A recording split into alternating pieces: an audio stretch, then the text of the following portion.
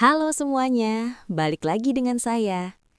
Hari ini, saya menemukan sebuah cerita yang sangat menarik. Sampai-sampai, saya nggak sabar buat ceritain langsung ke kalian. Kisah ini punya semuanya. Ada sedihnya, ada bahagianya, dan yang pasti, ada pelajaran berharga di dalamnya. Jadi, siapkan cemilan kalian, dan mari kita mulai pembahasannya. Sebelum kita masuk ke ceritanya, aku ajak kalian absen dulu dong. Yuk dukung channel ini dengan cara tekan tombol like dan subscribe sekarang juga. Terus ramaikan kolom komentar di bawah ya. Tulis nama, asal kota, dan ketik hadir. Aku pengen tahu nih, sahabat paling jauh dari kota mana aja? Hana menatap nanar pada pantulan dirinya di cermin besar ruang tamu. Gaun brokat berwarna krem yang ia kenakan terasa begitu mencekik lehernya. Seolah oksigen di ruangan itu telah habis tersedot oleh aroma melati yang menyeruak tajam. Di atas meja jati, terdapat 2 buah buku nikah yang masih baru, dan seorang penghulu yang baru saja menutup mapnya dengan bunyi klik yang mematikan. Hari ini, di rumah yang Hana bangun dengan cucuran keringat dan air mata selama 7 tahun, suaminya, Irfan, telah resmi membagi hati. Hana, terima kasih sudah menjadi istri yang luar biasa. Aku berjanji tidak akan ada yang berubah di antara kita, bisik Irfan saat menghampirinya, mencoba meraih jemari Hana yang sedingin es. Hana hanya diam. Matanya terpaku pada sosok wanita muda yang duduk di samping Irfan. Namanya Tiara. Usianya mungkin baru 22 tahun, selisih 10 tahun dari Hana. Hana memiliki wajah yang mungil, kulit putih porselen, dan binar mata yang tampak sangat polos. Tipe wanita yang membuat pria seperti Irfan merasa ingin menjadi pahlawan pelindung. Mbak Hana, terima kasih sudah mengizinkanku masuk ke keluarga ini. Aku janji akan belajar banyak dari Mbak. Ujar Tiara dengan suara yang lembut, nyaris seperti bisikan malaikat. Ia mencoba meraih tangan Hana untuk menyalaminya dengan takzim. Hana menarik tangannya dengan halus sebelum jemari Tiara menyentuhnya. Ada sesuatu yang mengusik batinnya. Bukan hanya rasa cemburu karena dipadu, tapi ada perasaan ganjil yang merambat di tengkuk Hana saat menatap wajah Tiara. Cara Tiara tersenyum, garis rahangnya, dan bagaimana ia memiringkan kepala saat bicara. Semuanya membangkitkan sebuah memori yang terkubur sangat dalam. Duduklah Tiara, kamarmu sudah disiapkan di lantai atas, sahut Hana datar, berusaha menjaga suaranya agar tidak bergetar. Malam itu, setelah pesta syukuran sederhana yang terasa seperti upacara pemakaman bagi Hana berakhir, Irfan menghabiskan waktu di kamar baru bersama Tiara. Hana duduk sendirian di meja makan, menatap sisa-sisa makanan yang mendingin. Ia teringat ibunya. 20 tahun lalu, ibunya juga duduk di posisi yang sama saat ayahnya membawa wanita simpanan ke rumah. Wanita yang akhirnya menghancurkan kewarasan ibunya hingga sang ibu wafat dalam depresi yang akut. Tiba-tiba, ponsel Irfan yang tertinggal di atas meja makan bergetar. Ada panggilan video masuk dari kontak yang diberi nama Ibu Tiara. Tanpa sadar, tangan Hana meraih ponsel itu. Layar menyala, menampilkan wajah seorang wanita paruh baya yang masih tampak sangat cantik dan glamor. Wanita itu sedang tersenyum lebar ke arah kamera, menanti panggilan diangkat. Jantung Hana seolah berhenti berdetak. Seluruh tubuhnya mendadak kaku. Wajah itu, tahi lalat di bawah matanya, seringai sombong yang sangat ia kenali. Wanita itu adalah Shinta. Shinta adalah wanita yang dulu merusak pernikahan orang tua Hana. Wanita yang menyeret koper masuk ke rumah masa kecil Hana dan mengusir ibunya keluar dengan hinaan. Tidak mungkin, bisik Hana dengan napas tersengal. Darah Hana mendidih. Ironi ini terlalu tajam untuk dianggap kebetulan. Jadi, Tiara adalah anak Shinta. Anak dari wanita yang telah membunuh kebahagiaan masa kecilnya. Kini datang kembali untuk merusak masa depannya. Hana mencengkeram pinggiran meja hingga buku jarinya memutih. Jika takdir ingin bermain gila, maka Hana akan meladeni permainan ini. Jika Shinta menggunakan anaknya untuk merampas kebahagiaan Hana, maka Hana tidak akan menjadi korban yang lemah seperti ibunya dulu. Selamat datang di neraka yang kamu bangun sendiri, Tiara. Gumam Hana dengan tatapan mata yang kini berubah menjadi sangat dingin dan mematikan. Pagi pertama setelah pernikahan itu terasa seperti medan perang yang diselimuti kabut. Hana terbangun dengan mata yang perih, namun pikirannya sangat jernih. Ia turun ke dapur, dan menemukan Tiara sedang sibuk menyiapkan sarapan dengan celemek yang tampak terlalu besar di tubuh mungilnya. Pagi Mbak Hana, aku buatkan nasi goreng kesukaan Mas Irfan. Sapa Tiara dengan senyum manis yang dulu sempat Hana anggap tulus. Sekarang, senyum itu tampak seperti belati yang dilapisi gula. Hana tidak menjawab. Ia menuang air putih, lalu duduk di meja makan sambil memperhatikan setiap gerak-gerik Tiara. Ia mencari kemiripan lain. Benar saja, cara Tiara mengunci rambut dan caranya bersenandung pelan adalah duplikasi sempurna dari Shinta. "Ibumu? Dia tinggal di mana sekarang, Tiara?" Tanya Hana tiba-tiba. Suaranya sedatar permukaan es. Tiara sempat tersentak, sedikit terkejut dengan pertanyaan yang begitu personal di pagi hari. "Oh, Mama tinggal di Bandung, Mbak. Kemarin tidak bisa datang karena mendadak tensinya naik. Tapi Mama sangat ingin bertemu Mbak Hana dan berterima kasih karena sudah mengizinkanku menikah dengan Mas Irfan." Berterima kasih. Hana hampir saja tertawa getir. Atau dia ingin merayakan kemenangannya yang kedua kali? "Kebetulan sekali," ujar Hana sambil meletakkan gelasnya dengan denting yang cukup keras. "Minggu depan kita akan mengadakan acara peresmian kantor baru Mas Irfan. Aku ingin kamu mengundang ibumu. Sebagai keluarga baru, sudah seharusnya kita saling mengenal, bukan?" Mata Tiara berbinar. "Benarkah, Mbak? Mama pasti senang sekali. Mama bilang dia sangat menghargai Mbak Hana sebagai istri pertama." "Tentu saja. Aku sangat ingin melihat wajahnya lagi," balas Hana dengan penekanan pada kata lagi. Tiara yang polos tidak menyadari makna di balik nada bicara Hana. Ia segera mengambil ponselnya untuk mengabari ibunya. Sementara itu, Irfan turun dengan wajah segar. Tampak sangat bahagia melihat dua istrinya berada di satu ruangan tanpa pertengkaran. "Ada apa ini? Sepertinya sedang membicarakan hal seru," ujar Irfan sambil mengecup kening Hana, lalu beralih mengecup pipi Tiara. Hana merasakan mual yang hebat melihat pemandangan itu. Namun ia berhasil menahannya. "Mbak Hana mengundang Mama ke acara kantor minggu depan, Mas," seru Tiara girang. Irfan tampak ragu sejenak. Ia menatap Hana, mencari tahu apakah istrinya itu sedang merencanakan sesuatu. Namun Hana hanya memberikan senyum tipis yang tampak sangat tenang. "Tentu saja, itu ide bagus, agar silaturahmi kita semakin erat." Hana berbalik menuju kamarnya untuk bersiap-siap. Di dalam hati, ia sedang menghitung hari. Ia membayangkan bagaimana ekspresi Shinta saat melangkah masuk ke rumah ini, dan menyadari bahwa wanita yang suaminya nikahi adalah anak dari wanita yang dulu ia hancurkan. Hana membuka laci paling bawah di mejanya, mengambil sebuah foto lama yang sudah agak menguning. Di sana, ibunya tampak kurus dan layu, memeluk Hana kecil di depan rumah mereka yang lama. "Ibu, takdir membawanya kembali padaku," bisik Hana. "Kali ini, aku tidak akan membiarkan mereka menang. Aku akan memastikan Shinta melihat bagaimana anaknya sendiri jatuh ke dalam lubang yang dulu dia gali untuk kita." Hari peresmian kantor baru Irfan tiba. Gedung itu dihiasi karangan bunga, namun bagi Hana, dekorasi itu tak ubahnya bunga tabur di atas makam. Ia berdiri di lobi dengan kebaya bludru hitam yang anggun, tampak seperti nyonya rumah yang berkuasa. Di sampingnya Tiara tampak gelisah, sesekali merapikan gamis sutranya sambil menatap pintu masuk. "Mama sudah sampai, Mbak. Baru saja turun dari taksi," bisik Tiara dengan nada penuh semangat. Hana menarik napas panjang, menenangkan jantungnya yang berdegup kencang. Ia sudah menunggu momen ini selama 20 tahun. Sosok wanita itu muncul dari balik pintu kaca. Shinta berjalan dengan dagu terangkat, masih mengenakan perhiasan emas yang mencolok dan gaya bicara yang angkuh, persis seperti terakhir kali Hana melihatnya saat ia mengusir Hana dan ibunya dari rumah. Shinta belum menyadari siapa yang berdiri di depan lobi. Baginya, ini hanyalah pertemuan dengan madu anaknya yang kabarnya sangat baik hati. "Mama!" Tiara berlari kecil memeluk ibunya. Shinta membalas pelukan itu, lalu matanya menyapu ruangan hingga akhirnya berhenti tepat pada Hana.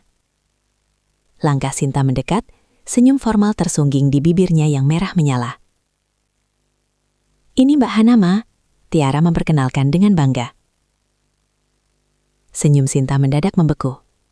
Ia memicingkan mata, menatap Hana dari ujung kaki hingga ujung kepala. Ada getaran aneh yang mulai merambat di wajah Shinta saat ia mengenali sorot mata tajam itu. Mata yang persis dimiliki oleh mendiang istri sah yang dulu ia depak. "Hana?" Suara Shinta bergetar tipis, nyaris tak terdengar. "Selamat datang Tante Shinta. Senang melihat Tante masih sehat dan masih sangat pandai memilih target," ujar Hana dengan suara yang rendah, namun sarap akan racun. Sinta mundur selangkah. Wajahnya yang tadinya kemerahan karena blush on, mendadak pucat pasi. Ia menoleh ke arah Tiara, lalu kembali ke Hana. Kamu, anak Sarah? Hana tersenyum sangat manis, namun matanya tidak ikut tersenyum. Ingatan tante ternyata masih bagus. Aku pikir tante sudah lupa setelah menghancurkan rumah tangga orang lain. Dan sekarang, siapa yang menyangka kalau anak tante justru menjadi duri di rumah tanggaku sendiri? Darah memang tidak pernah berbohong ya? Tiara menatap mereka berdua dengan bingung. Mbak Hana, Mama, kalian sudah saling kenal? Irfan yang baru saja selesai menyapa tamu lain, menghampiri mereka dengan wajah ceria. Oh, Mama Shinta sudah sampai. Wah Hana, hebat ya kamu sudah langsung akrab dengan mertuamu sendiri. Sangat akrab, Nyas, sahut Hana sambil menepuk bahu Shinta yang kini berdiri kaku seperti patung. Bahkan kami punya banyak kenangan di masa lalu yang belum sempat diselesaikan. Benar begitu, Tante? Shinta tidak bisa menjawab. Tenggorokannya terasa kering.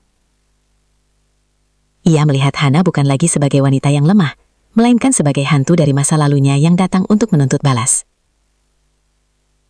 Sementara Irfan dan Tiara hanya tertawa, tanpa tahu bahwa di tengah-tengah mereka, sebuah bom waktu baru saja diaktifkan. Hana membungkuk sedikit, membisikkan sesuatu tepat di telinga Shinta yang kini gemetar. Dulu ibu menyerah karena tante, tapi lihat aku sekarang. Aku akan memastikan Tiara membayar setiap tetes air mata ibuku. Selamat menikmati pestanya, Tante. Pesta masih berlangsung riuh. Namun bagi Shinta, ruangan itu mendadak menjadi sangat sempit.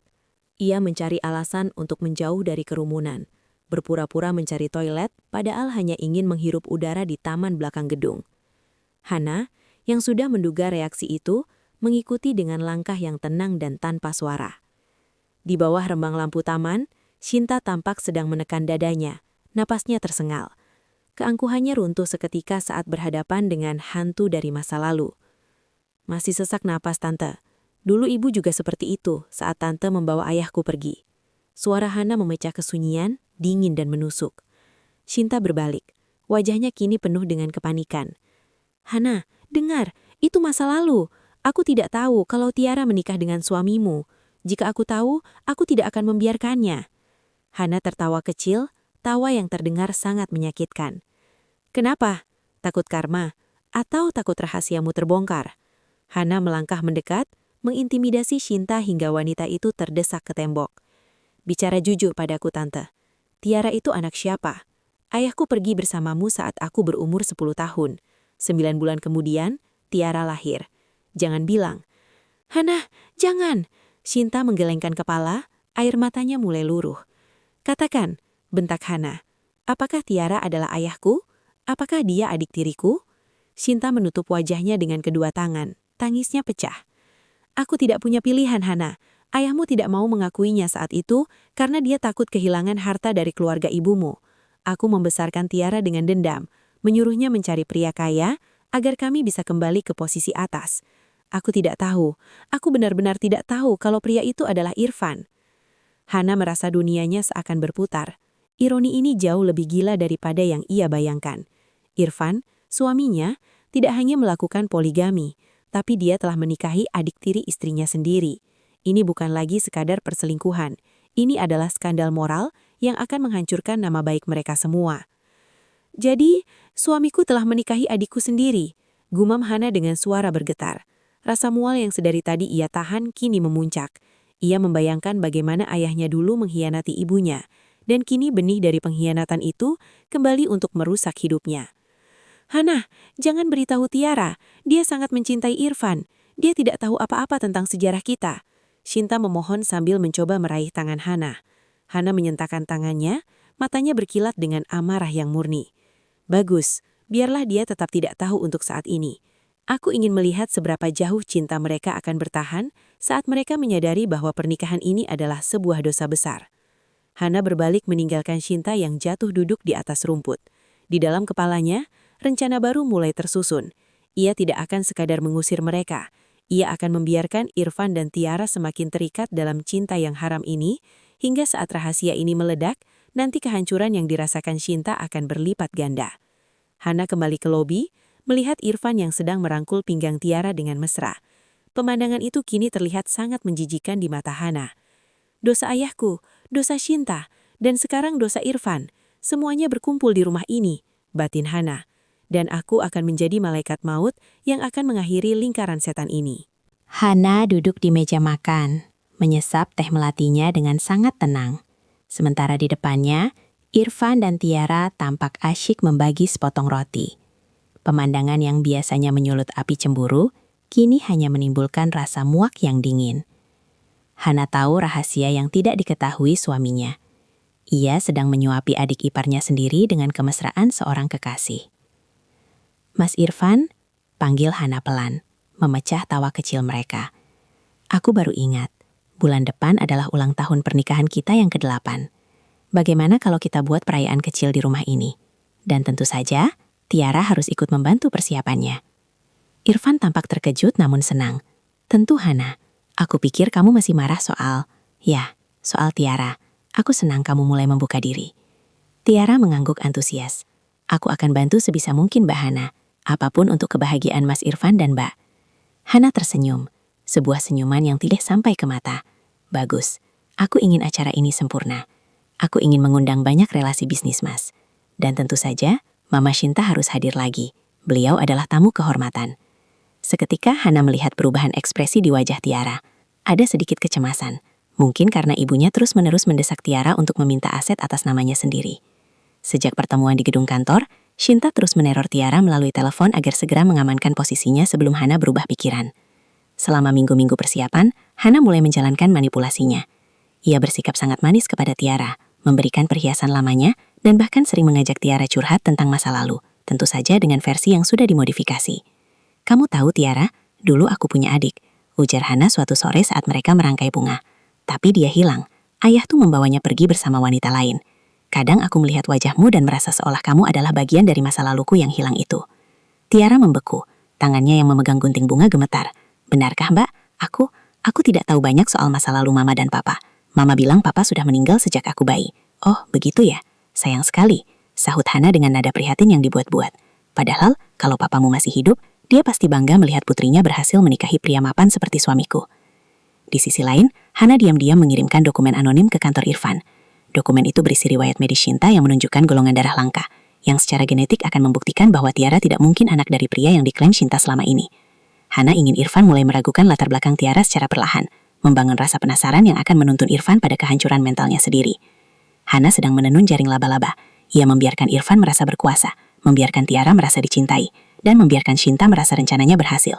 Namun di balik itu semua, Hana sedang menyiapkan panggung untuk sebuah pertunjukan horor keluarga. Ia ingin saat kebenaran itu terungkap, tidak ada satupun dari mereka yang bisa melarikan diri dari rasa malu dan dosa yang telah mereka perbuat, baik sengaja maupun tidak. Hanya sedikit lagi, bisik Hana saat menatap kalender. Hanya sedikit lagi, sampai lingkaran setan ini mencekik kalian semua. Atmosfer di dalam rumah mulai berubah. Hana tidak lagi menggunakan kemarahan yang meledak-ledak. Ia menggunakan keheningan yang menekan. Ia mulai memainkan permainan psikologis yang halus untuk mengikis mental Tiara. Setiap hari, Hana memastikan Tiara merasa bahwa posisinya sebagai istri kedua hanyalah sebuah pinjaman yang bisa diambil kapan saja. Tiara, Mas Irfan itu suka keteraturan, ujar Hana suatu pagi, sambil menata meja makan dengan sangat simetris. Dia benci kekacauan. Dulu, wanita yang mencoba merusak keluarga kami adalah wanita yang penuh kekacauan. Mas Irfan sangat membenci tipe seperti itu. Tiara yang sedang memegang piring sarapan mendadak kaku. Kenapa Mbak Hana bicara begitu? Apa Mbak merasa aku membawa kekacauan? Hana menatap Tiara dengan tatapan yang sulit diartikan. Tidak sayang, aku hanya memperingatkanmu. Garah itu membawa sifat. Jika ibumu seorang perusak, biasanya anaknya memiliki bakat yang sama tanpa ia sadari. Tiara mulai merasa tertekan. Di satu sisi, ia merasa Hana sangat baik karena memberinya perhiasan dan perhatian. Namun di sisi lain, perkataan Hana selalu terasa seperti duri yang terselip di dalam daging. Tekanan ini mulai membuat Tiara melakukan kesalahan-kesalahan fatal. Ia menjadi pelupa, sering menangis tiba-tiba, dan mulai bersikap posesif yang berlebihan terhadap Irfan. Suatu malam, Irfan pulang dalam keadaan lelah setelah menghadapi audit kantor, yang sebenarnya adalah ulah Hana secara anonim. Bukannya mendapatkan ketenangan, ia justru disambut oleh Tiara yang histeris karena merasa Hana sedang mengguna-gunainya melalui barang-barang pemberian. "Mas, Mbak Hana itu aneh. Dia memberiku kalung ini tapi dia bilang kalung ini milik wanita yang sudah mati," teriak Tiara sambil melemparkan kalung pemberian Hana ke lantai. Irfan menatap kalung itu, lalu menatap Hana yang berdiri di ambang pintu dengan wajah yang tampak sangat terluka dan tenang. "Ada apa ini, Hana?" "Aku hanya memberikan kalung peninggalan ibuku kepada Tiara, Mas. Aku ingin dia merasa menjadi bagian dari keluarga ini. Aku tidak tahu kenapa dia bereaksi seperti itu," jawab Hana dengan suara yang hampir pecah, menunjukkan akting seorang korban yang sempurna. Irfan menghela napas panjang, rasa muaknya pada sikap Tiara yang dianggap kekanak-kanakan mulai memuncak. "Tiara, cukup. Hana sudah berusaha baik padamu. Kenapa kamu malah jadi begini? Kamu persis seperti yang Hana bilang, penuh dengan drama dan kekacauan." Irfan melangkah masuk ke kamar Hana dan membanting pintu, meninggalkan Tiara yang terisak di ruang tengah. Hana mendekati Tiara yang terduduk di lantai. Ia berlutut di samping adik tirinya itu, membisikkan sesuatu yang membuat Tiara merinding. "Kamu tahu kenapa Mas Irfan lebih memilihku malam ini? Karena di matanya kamu mulai terlihat seperti ibumu, dan pria manapun akan lari jika melihat bayangan wanita penghancur di dalam istrinya." Hana berdiri dan melangkah pergi dengan senyum kemenangan. Ia telah berhasil membuat Irfan meragukan kewarasan Tiara, sementara di saat yang sama, ia menanamkan rasa takut yang luar biasa di hati Tiara. Persaingan ini bukan lagi soal siapa yang paling dicintai, tapi soal siapa yang akan tetap berdiri saat kewarasan yang lain hancur.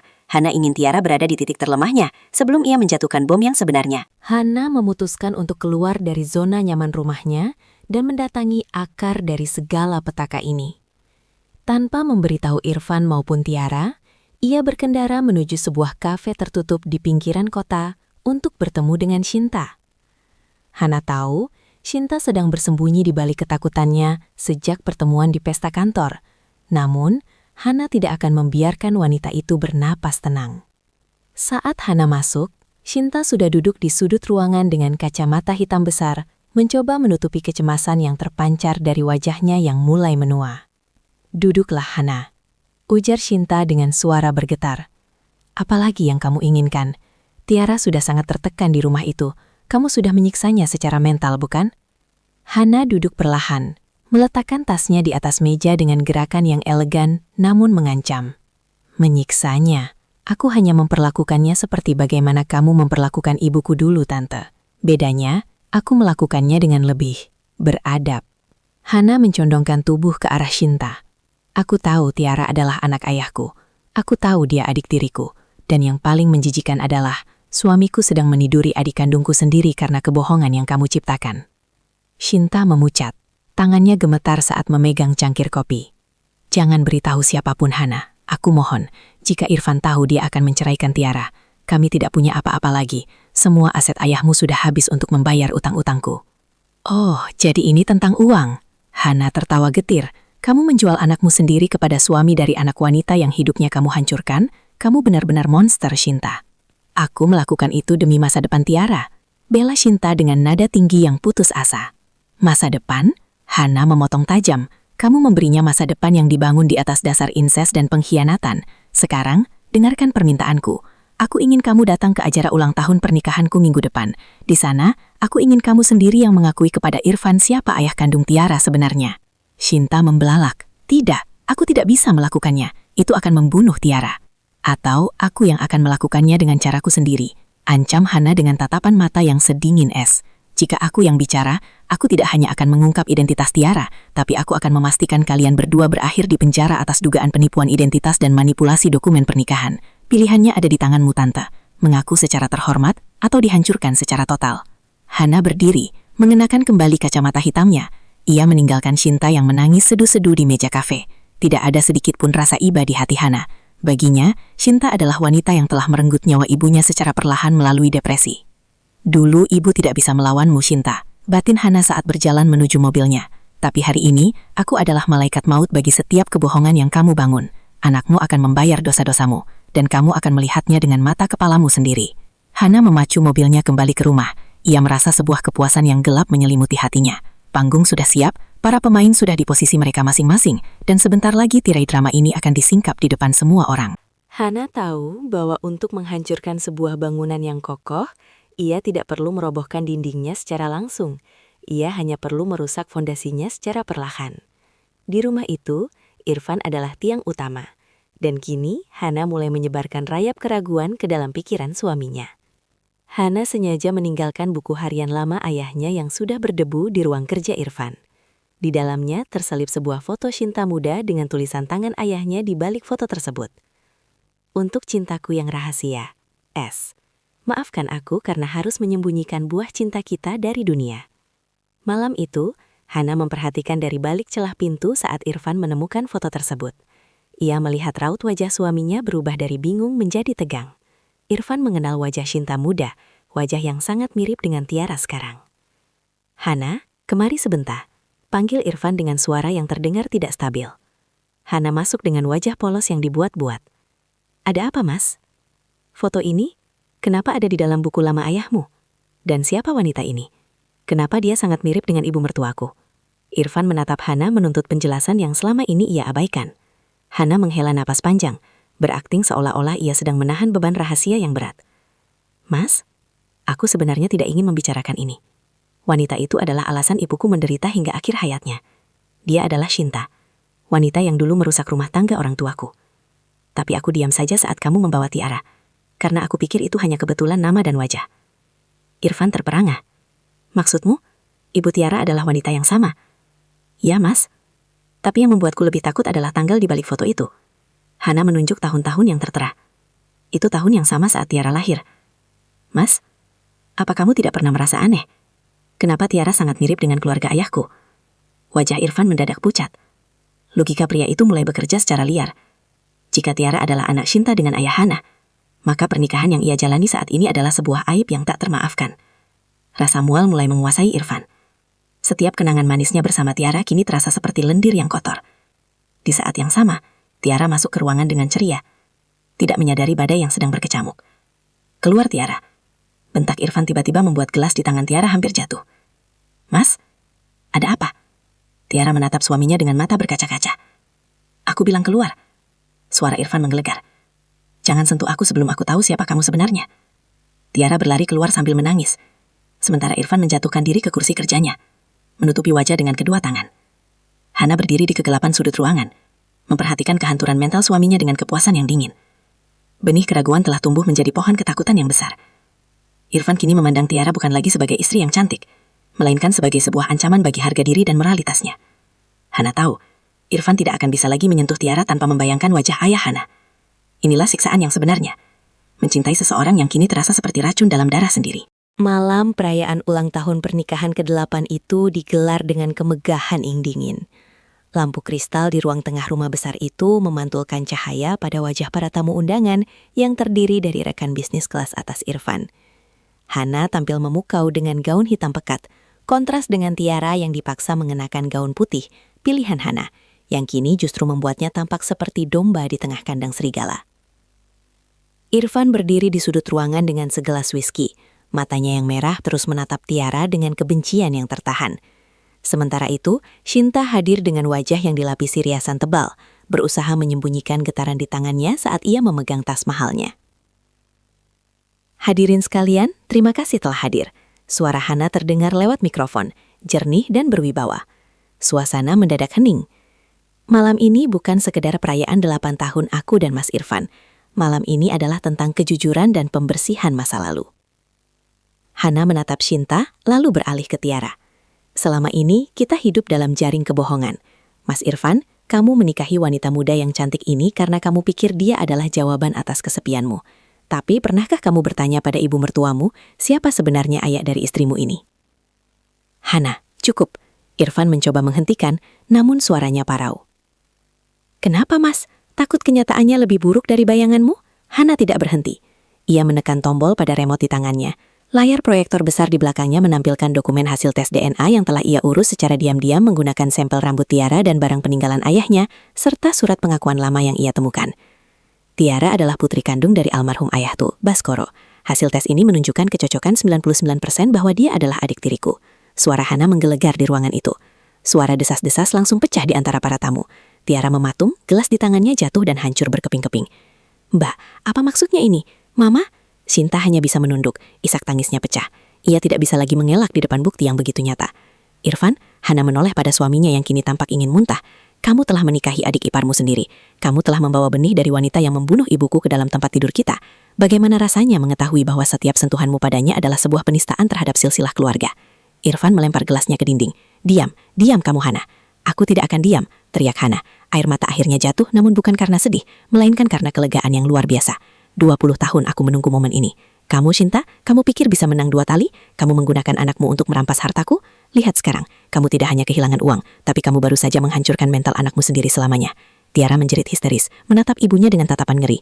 Ia menyadari bahwa cinta yang ia banggakan pada Irfan kini berubah menjadi aib yang paling menjijikkan di mata dunia. Di tengah kekacauan itu, para tamu mulai bergegas pergi, tidak ingin terlibat dalam skandal keluarga yang begitu kotor. Hana berdiri tegak di tengah kehancuran itu. Ia melihat Irfan yang jatuh terduduk, Shinta yang meraung, dan Tiara yang hancur. Bom itu telah meledak dan tidak ada satupun yang tersisa utuh. Hana telah merobek topeng mereka, namun di saat yang sama, ia merasakan kekosongan yang amat sangat merayap di hatinya. Rumah besar itu kini sunyi, meninggalkan gema teriakan dan pecahan kaca yang masih terasa di udara. Setelah badai di malam perayaan itu, Irfan pergi entah kemana, terlalu malu untuk menatap wajah siapapun. Tiara dilarikan ke rumah sakit karena guncangan mental yang hebat, didampingi oleh Shinta yang kini kehilangan segala kemegahannya.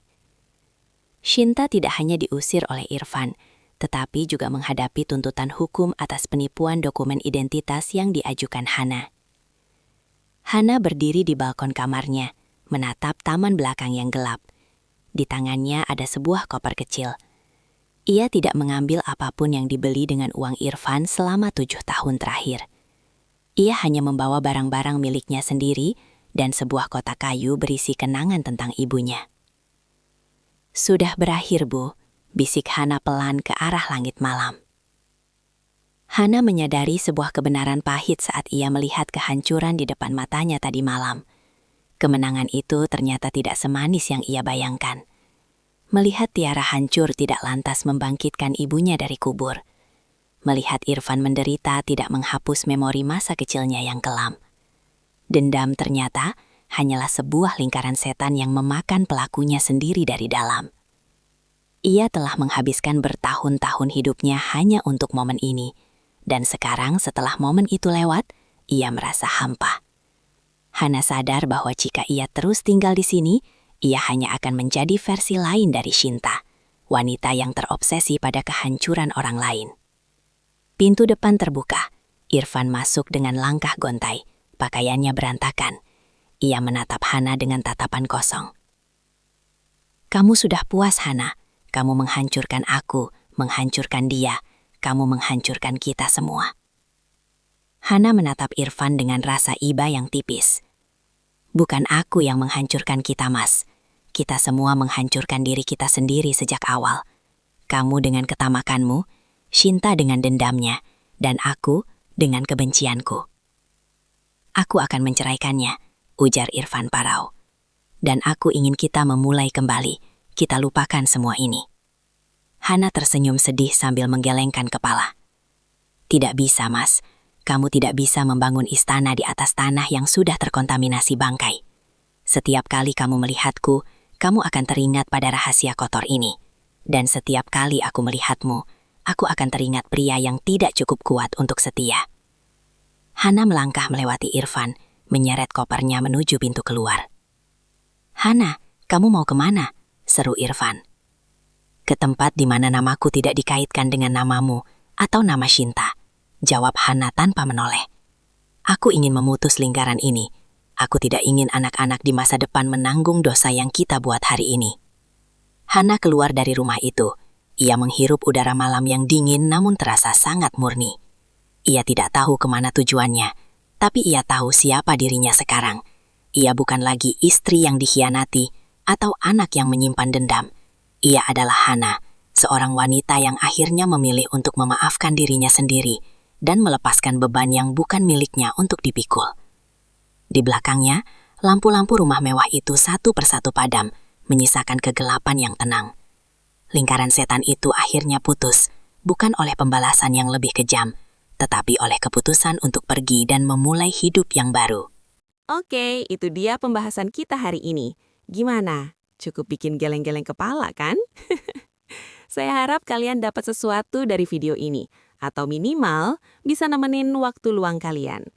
Jangan lupa subscribe kalau kalian nggak mau ketinggalan cerita-cerita menarik berikutnya yang bakal saya bahas. Makasih udah mampir di channel ini. Sampai jumpa lagi di video berikutnya.